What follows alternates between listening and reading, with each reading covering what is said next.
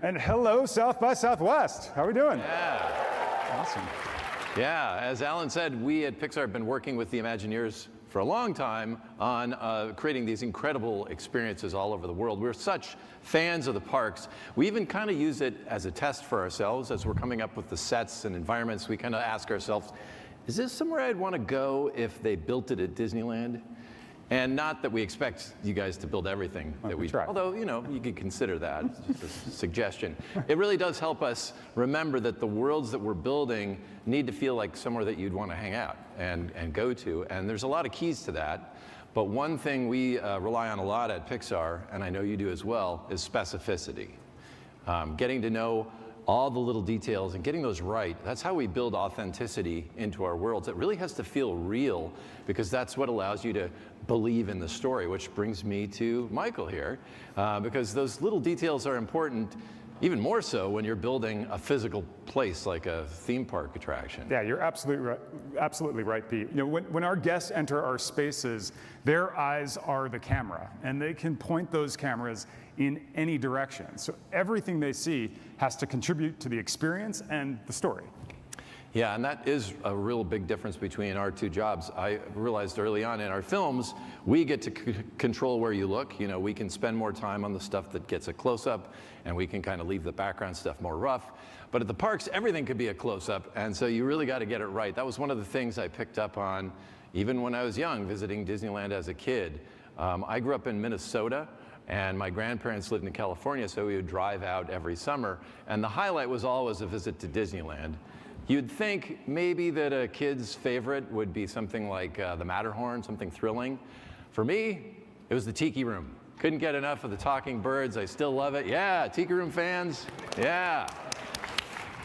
So as a kid, I was already into puppets. Coming back from California, I bought an air compressor so that you can tell I was a pretty cool, popular kid. I tried to recreate the Tiki Room in my bedroom. My parents thought I was kind of going crazy, but I just love the feeling that you get at Disneyland. You know that it's not real, but you totally believe it, you know? And Disneyland is a big part of why I got into this, what I'm doing today. Well, making the imaginary feel real is exactly what we're doing right now. And we've got two amazing Pixar projects in the works for Walt Disney World in Florida. So why don't we start at Hollywood Studios, where we are creating our very first land inspired by Monsters, Inc., which is a film you know a little something about, right, Pete? Yeah, this is one I'm excited about. Monsters was the first feature I directed at Pixar. Came out about 25 years ago, and even today, yeah. It's wild. People will come up to me and go like, I grew up on that film, and now I'm raising my kids. And I'm like, great, you just made me feel old. But it's really cool. It's multi-generational, and that's really exciting. And that's why we're inviting guests to visit Monstropolis. It's the perfect fit for our theme parks. And we're creating something that everybody in the family can enjoy. And that includes this brand new signature attraction. It's a thrilling roller coaster ride through the iconic Monsters, Inc. door vault. Yeah, no, so that's one of my favorite scenes from the film. You know, the bit where Mike, Sully, and Boo go racing through the vault to find Boo's door. And I swear to you, here's how it went. So we were like, okay, if monsters have access to kids' rooms through the closets, where do they store them all? Well, maybe there's some giant vaults. Yeah, that's good. And what if there's like an overhead track that delivers them? Great. You know what? That would make a great Disneyland ride.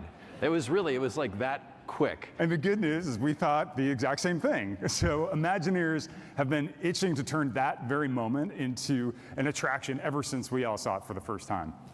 Yeah, and just like we at Pixar try many versions of the movie, of the script really, before we do the movie, I know you folks at Imagineering kind of previs a lot and try different versions, and I can tell you this is worth the wait. What you're going to see here, you remember how the doors in the door vault, scare floor, they attach the doors to these machines that then whiz them off into the vault. This scene is one of our favorites. And that's the scene that we're actually going to bring to life. And when we turn that experience into a ride, we can't use the traditional lift hill where you kind of click and clack up an incline. It's not going to cut it. So that's why we're going to do this. That's an automatic of our coaster's load station. Now, our coaster is a suspended coaster, and you'll actually hang below the track. And then, just like the doors in the movie, the train will lift straight up into the air before zooming off into that iconic vault. Cool. We have never done anything like this before. It's Disney's first suspended coaster. It's our first vertical lift. And we're designing this experience to be as memorable and as fun as the film itself. So we're just so excited. Well, I can tell you, everybody at Pixar is really jazzed about this. It's like a dream come true. Yeah. We're super excited too, but that's not the only Pixar story we're working on at Walt Disney World. We also have a big new Cars attraction on its way to the Magic Kingdom. Now, I have a special place in my heart for Cars. The first film was released the summer I took that quintessential cross-country trip down Route 66 to chase my career dreams in Los Angeles with that super cool Mitsubishi Eclipse. What a car, right? Now, those same themes of adventure and exploration are all going to be woven into this new Frontierland attraction. I got to say, one of the best parts of bringing our movies into the parks is that we get to expand. We're not just going to retell the story. We get to take these characters somewhere new. And in this new Cars attraction, we're doing just that. We're leaving Radiator Springs in the rear view mirror, and we're going to follow Lightning, Mater, and all their friends out into the frontier for an off-road rally race. And when we're designing our attractions, our primary goal is to create an emotional experience for the guests, just like the filmmakers do on the screen. So for this Cars attraction, we need to invent a new type of ride vehicle that can create that feeling. And you can't build these in a factory. They don't come off a line. We have to do so much more because they have to carry you from one place to another. Because this isn't Lightning McQueen on a Piston Cup speedway, it's more like Midnight Run with Smokey through the wilderness of Cars 3. That meant the Imagineers had to figure out a way to put our characters in a space they've never experienced before on screen, racing over rocky terrain, ascending mountain peaks, dodging geysers. So what does that feel like? Well, to start figuring that out, we actually went out to the desert in Arizona, and we rented some off-road vehicles, and we started riding on a bunch of different trails. We wanted to feel what it's like to travel across this type of terrain. What feels fun, and just as important, what doesn't. We are literally getting a lay of the land to bring that authenticity into the story itself. Yeah, they also used this trip as a way to show those of us at Pixar who didn't get to go on that trip, not that we're jealous or anything, it's cool, it's cool. They used it to show the kind of experience that they wanted to create. And that allowed our whole team to start thinking about how we can put that special Cars spin on it. And then we took everything that we learned in Arizona and we worked with a motocross company to build a custom dirt track with a geometry similar to what we saw on the trails. So what you're seeing here, this is not our final layout, but it helps us think about the combination of elements that we're considering for the attraction. The bumps, the turns, the dips, everything that has to go into making an authentic off-road rally race track. And now that we have all that data collected and an idea of the kind of experience that we want to deliver, we get to finally start working on the attraction vehicle.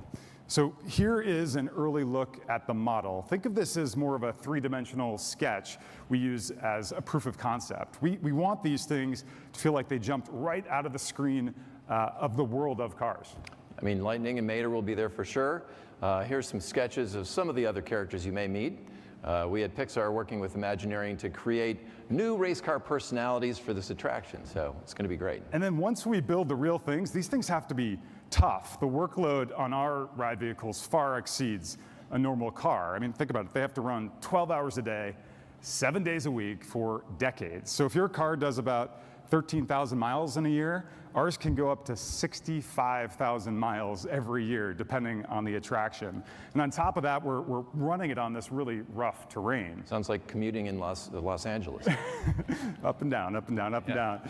Our next mock-up was to put a test car with customized suspension out on the dirt track. And this helps us figure out how we're going to build the suspension for the actual attraction vehicles. All these tests allow us to know how they're going to react to the terrain and how we turn that feeling that we want to create into real-world engineering. And so now we're taking all of that input and we're actually about to go out and build the ride vehicle. It is such a great and exciting time for us. So speaking as someone who built robotic puppet birds in his bedroom as a kid, it is such a thrill to be part of this. It's like I said at the beginning, specificity is key, and you can see the level of detail the Imagineers are going for here. Now imagine that applying to everything, every part of the attraction. That is the goal. That's the standard that you guys set, and we're proud to work alongside Imagineering for these many years to really try to bring our movies out there into authentic Pixar experiences. We are so lucky to work with all of you at Pixar and grateful for the partnership. And we can't wait to share more about all this great work coming to Walt Disney World in the future. So thank you for having us and thanks for being here today. Yeah, thanks, Seth.